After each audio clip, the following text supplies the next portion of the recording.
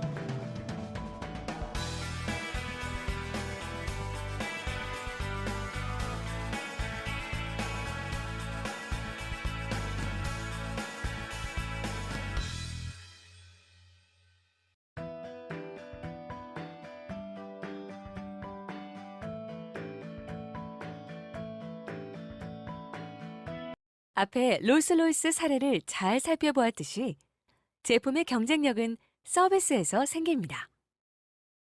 최근 제조업체들이 제품의 서비스를 결합시킨 제품 서비스화를 통해 차별화를 모색하는 경우가 많아졌습니다. 제품의 서비스까지 결합해야만 하는 이유는 제품의 커머러티화 속도가 증가했기 때문인데요. 여기서 커머러티화라는 것은 우리말로 제품의 일반화, 평준화라고 번역할 수 있는데 커머러티의 대표적인 사례는 바로 휘발유입니다. 우리가 주유소에 가서 휘발유를 넣는 경우 어느 정유사의 휘발유를 넣더라도 휘발유 품질에는 별 차이가 없습니다. 이러다 보니 각 정유사들은 경쟁사보다 많은 고객을 확보하기 위해 카드 제휴나 서비스 혜택 등을 마련하는 데 많은 노력을 기울이고 있는 것이죠.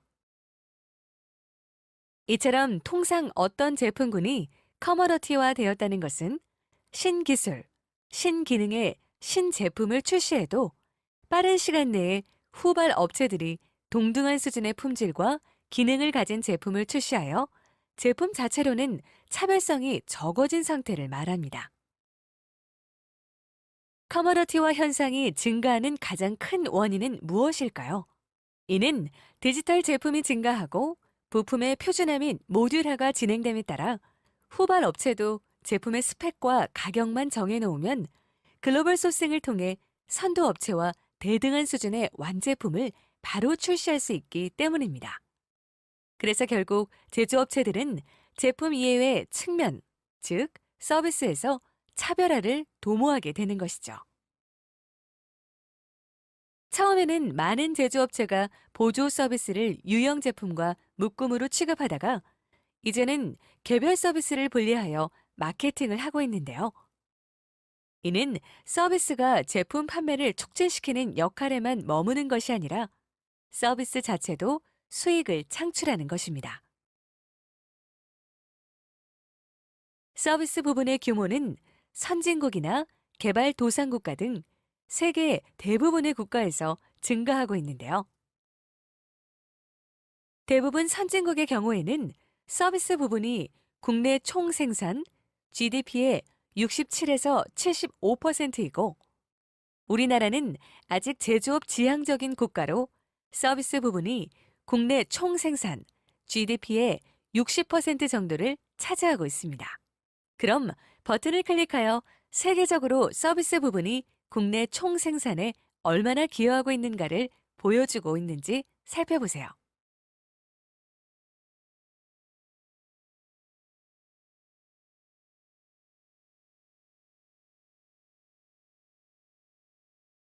또한 서비스 부분이 급격하게 성장함에 따라 새로운 직업이 서비스로부터 창출되고 있는데요. 이는 새로운 서비스가 항상 출현하고 있다는 것이죠. 서비스 직업은 식당이나 콜센터처럼 상대적으로 낮은 급여의 접점 직업만을 의미하는 것은 아닙니다. 오히려 가장 빠른 경제 성장의 일부분은 전문직이나 컨설팅, 교육, 건강 관리 등과 같은 지식 기반의 산업에 있죠. 이러한 많은 새로운 서비스 직업들은 양질의 교육을 필요로 하며 높은 수준의 급여를 받습니다. 서비스의 급격한 성장에 영향을 주는 원인은 무엇일까요? 정부 정책, 사회 변화, 비즈니스 트렌드, 정보 기술의 발달, 글로벌화 등이 오늘날 서비스 시장을 변화시키는 강력한 힘들입니다. 그럼 버튼을 클릭하여 서비스 경제의 변화를 유발하는 요인에 대해 자세히 살펴보세요.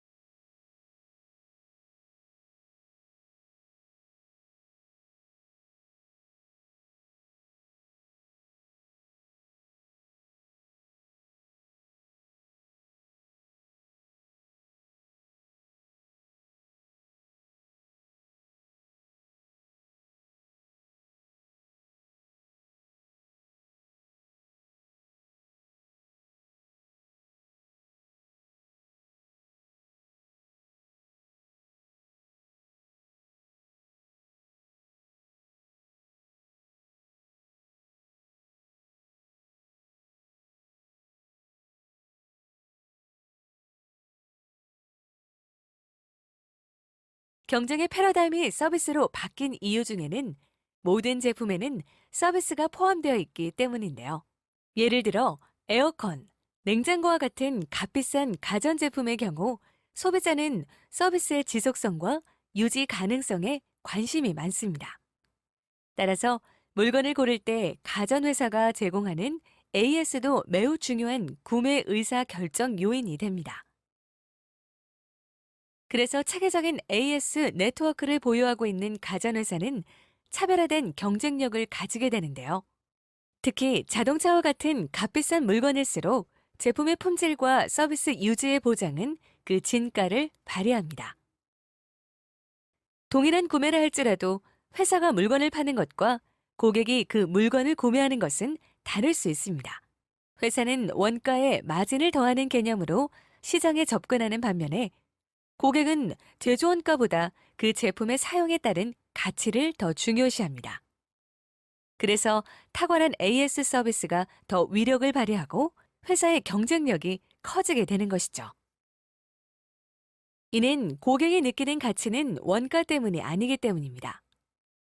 제품의 계속적 사용에 대한 보장만으로도 제품의 가치는 올라가게 되는데요.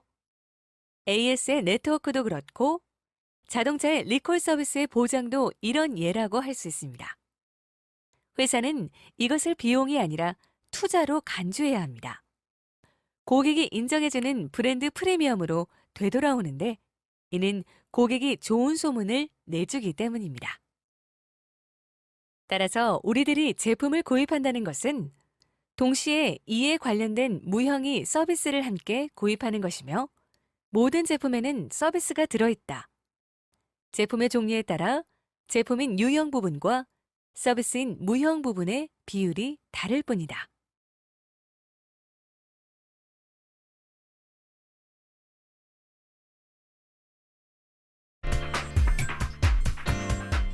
서비스를 핵심 경쟁력으로 만드는 방법은 여러분들 앞에서 배운 것처럼 제4차 산업혁명 시대에는 제품 자체보다는 제품이 가져다 주는 효용 가치로 비즈니스 모델이 바뀝니다. 이러한 시대에 우리 직원들이 어떠한 마음가짐으로 마케팅과 서비스를 해나가야 될 것인가 하는 부분 쪽에 대해서 생각해 보도록 하겠습니다. 맥스웰 멀저런 심리학자는 사람들은 전부 다 자신만의 생각하는 회로를 가지고 행동한다. 이렇게 얘기한 적이 있습니다.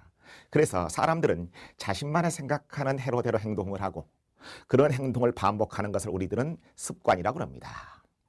그러면 여러분, 습관을 바꾸기 위해서는 생각하는 해로 자체를 바꿔야 됩니다. 그러면은 이 서비스가 경쟁력인 시대에 우리 직원들의 생각하는 해로는 어떻게 바뀌어야 될까요? 하나 예를 들어 보겠습니다. 여러분들이 은행에 가서 되게 자주 쓰고 있는 이 CD기요. 현금 자동 지급기라 그러지요. 요즘은 이제 ATM 기계로 바뀌었습니다만은 처음으로 만든 데는 미국의 시티뱅크였습니다. 1970년 미국의 시티뱅크에서 처음으로 CD기를 만들었을 때 얼마나 은행의 경영진들이 극렬하게 저항했는지 아십니까? 그렇지 않아도 예금이 들어오지 않게 되게 되는데 저렇게 CD기를 만들어 놓게 되게 되면 많은 사람들이 다 돈을 찾아가 버릴 것 아니냐? 그러면 예금수 신고가 바닥날 것 아니냐? 이렇게 걱정을 했었더랬습니다. 이 기계를 개발해서 전부 다 시판을 할 준비까지 해놓은 것이 아까워서 시티뱅크에서는 이 기계를 실험적으로 처음으로 시중에 배치시켜 봤었습니다. 결과는 어땠을까요? 은행의 경영진들이 걱정했던 것처럼 예금 수신고가 바닥났을까요? 고객들은 은행원들이 퇴근하고 나서도 그리고 언제 어느 때나 돈을 빼서 쓸 수 있는 기계를 갖다 놨었더니 그렇게 편리한 은행에다가 돈을 갖다가 넣어 놓더랍니다. 예금 수신고가 3배가 늘었었습니다. 이게 바로 고객답게 고객의 중심으로 생각하는 해로를 설계한 사람들의 성공 비결입니다. 요즘은 어느 은행이나 전부 다 콜센터가 있지요. 그렇다면 콜센터에서 우리 고객들이 요구하는 바는 무엇일까요? 첫 번째로는 정말로 신속하게 응답을 해야 됩니다. 근데 여러분들 전화를 걸어보게 되게 되면은 대부분 다 자동 응답기로 해서 엄청나게 많이 기다리라는 응대 멘트를 많이 받지 않습니까? 또 하나는 전화가 이리 돌아가고 저리 돌아가고 담당자가 아니라고 그러고 따라서 첫 문의에서 얼마나 고객이 요구하는 바를 한 번에 만족스럽게 해결하느냐 하는 쪽이 고객이 요구하는 바가 아닐까요? 가끔 콜센터 상담원들하고 전화를 받아보게 되게 되면은 완전히 자동화돼서 로봇화돼서 전혀 인간미가 없는 사람하고 통화를 한다고 생각해 보신 적이 없습니까? 여러분들은 정말로 그런 서비스를 원하세요.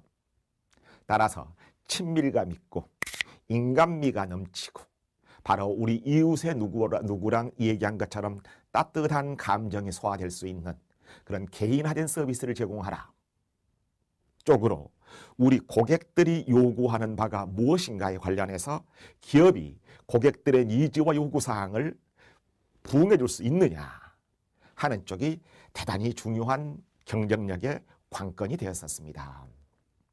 그래서 기업들은 고객 만족이라고 하는 것이 다른 것이 아니라 그렇게 제공해 줄 수 있는 기업, 그런 기업들에 대해서 다시 물건을 재구매해 줄 수 있는 충성도, 그런 것들을 원하고 있습니다. 여러분들이 가전제품 하나를 구매한다고 칩시다. 또 컴퓨터를 하나 구매한다고 칩시다. 그랬을 때 여러분들은 어떤 회사의 컴퓨터를 구매하고 계십니까? 어떤 가전제품 회사에서 냉장고나 텔레비를 구매하고 계십니까? 해서 한번 조사를 해봤었더니 컴퓨터 같은 경우는 결국 이 컴퓨터를 고장이 났었을 때 다음에 또다시 쉽게 서비스를 받을 수 있게 되느냐 하는 쪽에 관련해서 재구매를 하는 경우가 34%였었습니다. 가전제품 같은 경우는 24%였었습니다. 결국 고객들은 제품 자체보다도 그 제품에 가져다 주는 서비스의 효용가치, AS도 될 수 있을 것이고 세일즈맨의 영업력도 될 수 있을 것이고 그 브랜드가 갖다 주게 되는 가치도 상당한 영향력을 발휘할 것입니다. 여기서 이런 질문을 던져봅시다. 제품도 좋고 서비스도 좋다면요 97%의 고객들이 재구매를 한다고 합니다. 자동차의 경우입니다. 제품이 만족스럽고 만약에 서비스가 불만스럽다면요 31%의 고객들이 구매한다고 합니다. 그런데 제품이 불만족스러웠더라도 서비스가 만족스럽다면요 67%의 고객들이 구매한다고 합니다. 제품과 서비스가 전부 다 불만족스럽다면요 당연히 많이 구매하지 않겠죠? 20%의 고객들이 구매한다고 합니다. 여러분, 여기서 하나 유심히 봐야 될 것은요.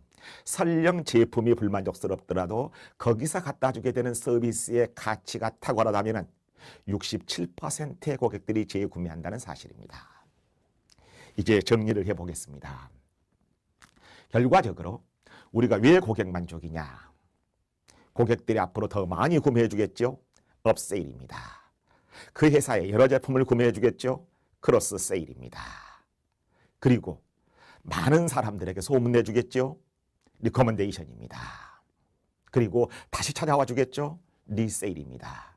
자동차를 구매하건 컴퓨터를 구매하건 휴대폰을 구매하건 여러분들이 휘발유 주유소에 가서 주유를 하건 이제 기업의 경쟁력이라고 하는 것은 만족한 고객의 충성도에서 비롯된다 하는 사실을 잊지 마시고 고객이 원하는 것을 채워주는 것으로 여러분들 생각의 회로와 습관을 재설계하시기 바랍니다. 다음으로 서비스를 핵심 경쟁력으로 만드는 두 번째 방법은 애프터 마켓을 활용하는 것입니다.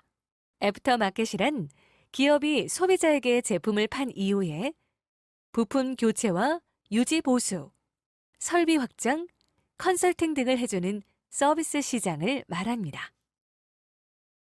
경영 여건이 좋지 않은 기업도 유지 보수를 위해 최소한의 투자를 계속해야 하는데요.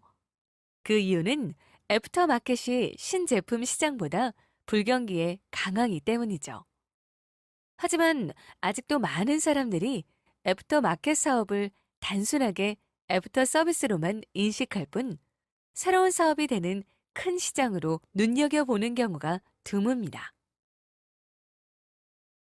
애프터 마켓은 애프터 서비스와는 구별됩니다. 애프터 마켓은 용어에서 짐작할 수 있는 것처럼 제품을 팔고 난 다음에 부가적으로 생기는 시장을 의미하는데 현재 자동차에서 정비나 업그레이드를 위한 튜닝이 가장 많이 활성화되어 있으며 사무실에서 많이 쓰는 프린트도 토너 판매나 유지 보수가 주요 사업이라 할 수 있습니다. 우리가 애프터 마켓에 주목해야 할 이유는 무엇일까요?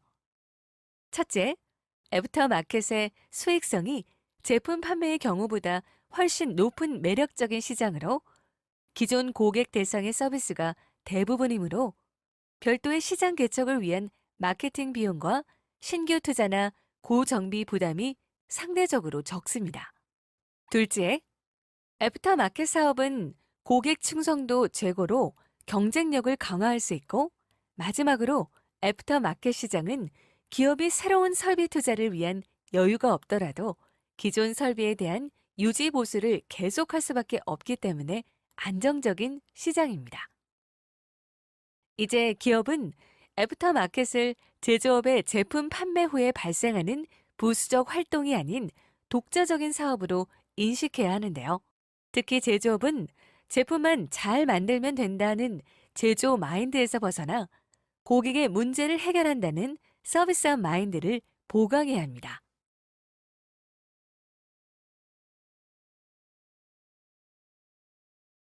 그러면 서비스 경영으로 경쟁력을 확보하고 탁월한 기업 성과를 낸 기업에 대해서 잠시 생각을 해볼까요? 우리들은 단기간에 그 기업이 얼마나 돈을 버느냐 하는 쪽으로 기업의 성과라든지 경영진의 능력을 평가하는 경우가 꽤 많이 있습니다. 여러분, 기업에는 좋은 이익과 나쁜 이익이 있다는 사실을 한번 생각해 둘 필요가 있다는 생각이 듭니다. 결국 좋은 이익이라고 하는 것이 무엇이냐? 고객이 만족해서 생산성을 향상시켜서 만족한 대가로 고객들이 재구매를 해서 더 많이 구매를 해줘서 그리고 좋은 소문을 내줘서 그렇게 이익이 창출된 경우는 좋은 이익이라고 볼 수가 있지요. 그런데 고객을 만족시키지 않고 나쁜 소문을 나게 만들고 다시는 재거래하지 않겠다. 물론 당장은 팔았으니까 돈은 벌겠지요. 그렇게 해서 설령 이익이 생겼다면 이건 좋은 이익이라고 볼 수가 없습니다. 나쁜 이익이지요.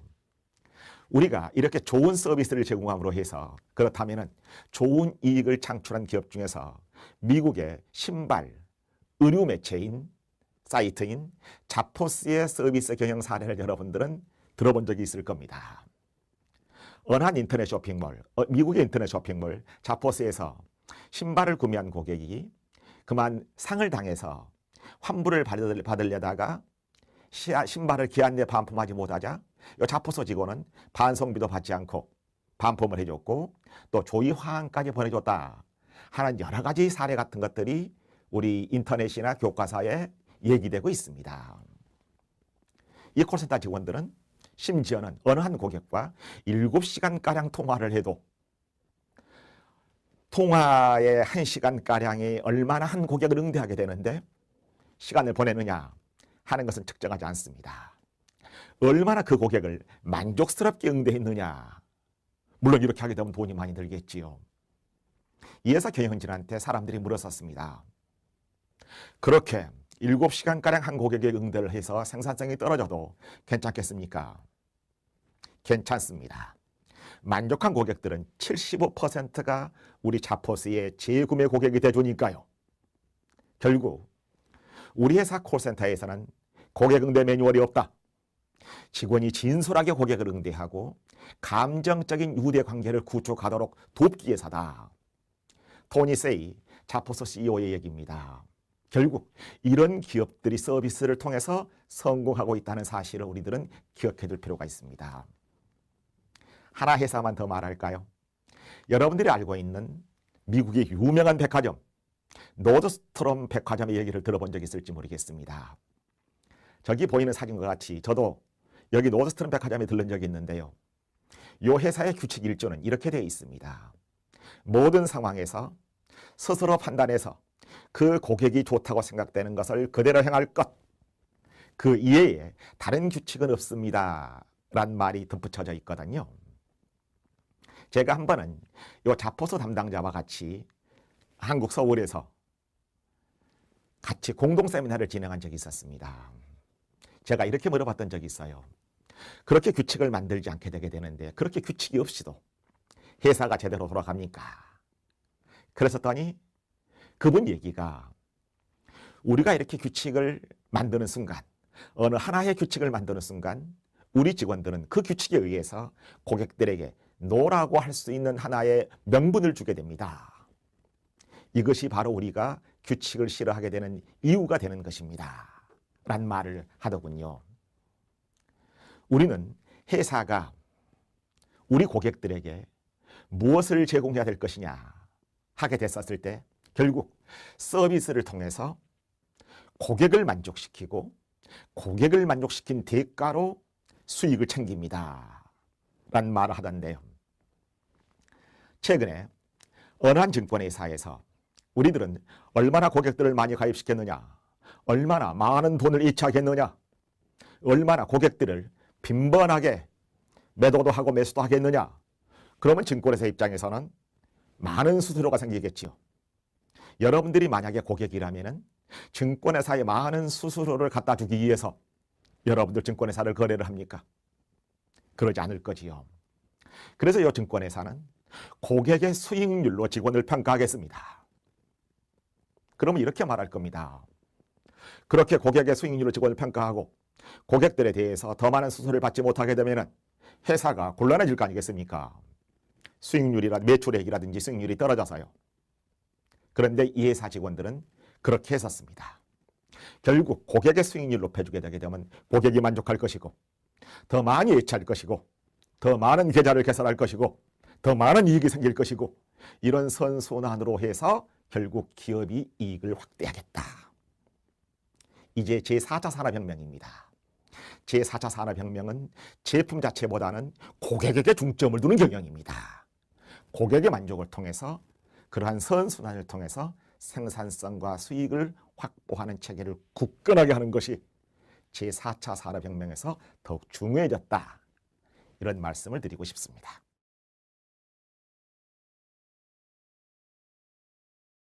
다음으로 서비스를 핵심 경쟁력으로 만들기 위한 제조업을 서비스화하는 방법에 대해 살펴보겠습니다. 과거 제조 기업에 있어서 가장 중요한 것은 제품의 생산이었습니다. 그러나 오늘날에는 제품 생산에서보다 연구 개발, R&D, 디자인, 마케팅, 애프터 서비스 등의 서비스 기능에서 상대적으로 높은 가치가 창출되고 있습니다. 기술 평준화로 인해 제품 자체의 차별화가 어려워진 실정에 맞춰 제조 기업들이 제품과 서비스의 통합을 통해 새로운 가치를 창출하고 이를 통해 경쟁력을 강화하려 하고 있는 것이죠. 이러한 제조 기업들의 변화된 비즈니스 모델을 제조업의 서비스화라고 합니다. 우리나라 제조 기업들은 글로벌 경기 침체, 기술 평준화, 중국 및 동남아 국가 등의 급부상 등으로 인한 도전에 직면해 있습니다. 성장의 한계와 수익성 악화 등의 난제를 극복하기 위한 활로를 찾고 있는 제조 기업들에게 제조업의 서비스화는 가히 혁신이라 할 수 있는데요. 제조업의 서비스화에 따른 제품과 서비스의 융합은 기업에서 제품과 서비스의 차별화, 수익 창출 다변화, 고객 충성심 제고, 환경 문제 해결 등의 장점을 제공하기에 수많은 기업들이 제조업의 서비스화에 노력하고 있는 것이죠. 또한 제조업의 서비스화는 보다 높은 부가가치를 창출하는데 과거 제조기업의 가치 사슬을 살펴보면 제품의 제조와 조립 과정에서 많은 가치가 창출되었지만 지식 기반의 경제사회인 21세기에는 연구개발, 유통, 서비스 등에서 더 많은 가치가 창출되고 있습니다. 따라서 스마일 커브 개념도는 기업의 비즈니스 모델이 서비스화로 이동해야 보다 많은 가치를 창출할 수 있다는 시각을 제공합니다.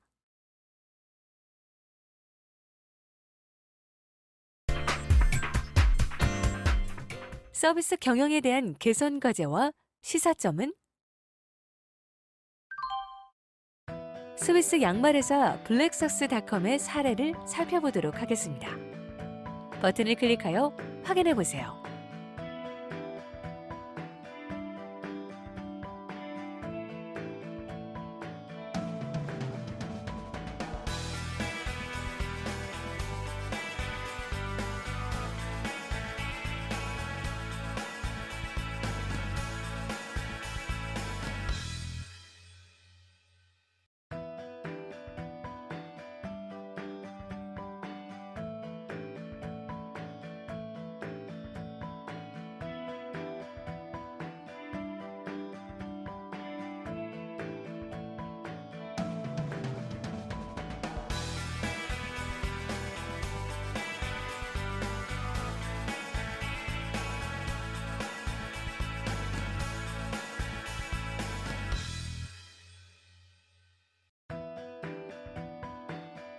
다음으로 서비스 경영에 대한 개선 과제와 시사점에는 무엇이 있을까요?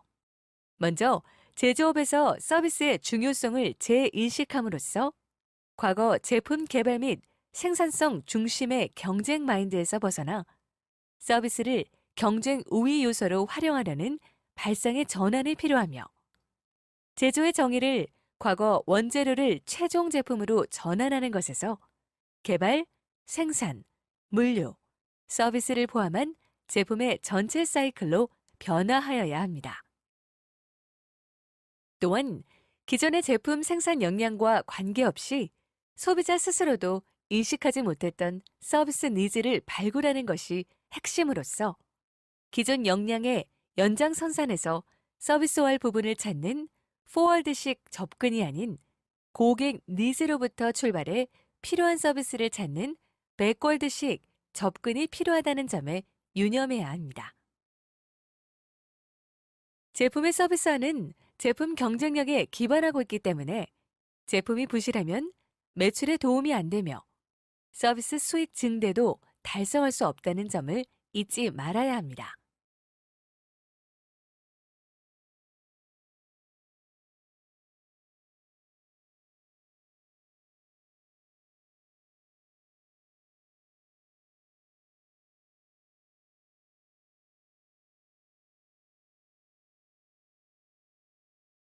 다음으로 애프터 마켓을 부수적 활동이 아닌 독자적 사업으로 인식해야 하는데요. 애프터 마켓 사업은 제품 사용 과정에서 나타나는 고객의 문제점을 해결해주는 서비스를 사업화함으로써 고수익을 지속 창출한다는 인식입니다. 따라서 애프터 마켓 서비스가 비용을 유발하는 것이 아니라 신시장에서 수익을 창출하는 새로운 사업이라는 관점에서 신사업 기회를 포착해야 합니다. 선진 기업들은 별도의 매출 관리나 전문 조직 운영 등 애프터 마켓을 주요 사업처로 인식하고 있는 반면 한국 기업들은 아직도 제품 판매에 더 집중하고 있는 바 세계 시장 침체와 중국의 추격으로 고국 분투 중인 한국 설비 기업들은 제품 경쟁력을 기반으로 애프터 마켓 사업을 주목해야 할 시점에 와 있습니다. 애프터 마켓 서비스는 제품의 하드웨어 기능만으로는 한계가 있는 개인 맞춤화 수준을 한 단계 높일 수 있는 대안으로서 정보기술의 활용, 다른 산업과의 융복합 서비스 등으로 고객에게 차별화된 가치를 제공하는 것이 핵심 전략임을 인식해야 합니다.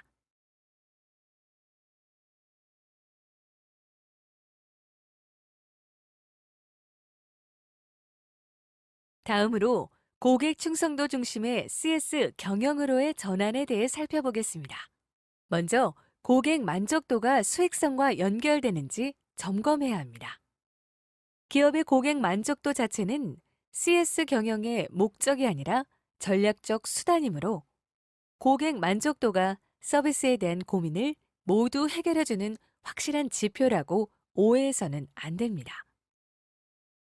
우리나라 자동차 보험의 경우에도 대부분 고객 만족도 지수는 80에서 90%에 이르지만 자동차 보험 재구매율은 60%에 머물고 있습니다.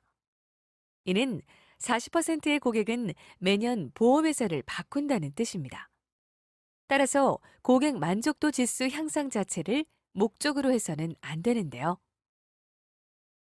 그 이유는 자칫하면 고객 만족도 지수 개선을 위한 투자가 시장 점유율 및 수익성 증대로 연결되지 못하는 함정에 빠질 수 있기 때문입니다. 고객 충성도 중심의 CS 경영으로 전환해야 하는 두 번째 이유는 동일한 고객 만족도는 모두 동일한 충성 고객을 의미하지는 않기 때문입니다. 고객 만족도가 갖는 궁극적 의미는 고객 만족도 점수 자체를 올리는 것이 아니라 고객이 우리 상품을 계속 구입할 것인가를 예측하는 수단으로 활용하는 데 있습니다. 따라서 활용 가치가 높은 척도 중의 하나로 추천 의향을 묻는 방안을 고려해 볼 수 있죠. 로열티 경영의 대가 프레드릭 라이헬드가 하버드 비즈니스 리뷰에 발표한 논문에서 성장을 추구하는 기업이 알아야 할 것은 고객 만족도에 대한 복잡한 결과가 아니라 단순히 고객이 그들의 친구들에게 어떤 말을 정하는지를 아는 것이라고 말했듯이 추천 의향에 대한 응답의 분포를 분석하여 순 추천 고객, 네트 프로모터 프라이머를 파악하고 CS 전략 수립에 활용하는 방법을 강구해야 합니다.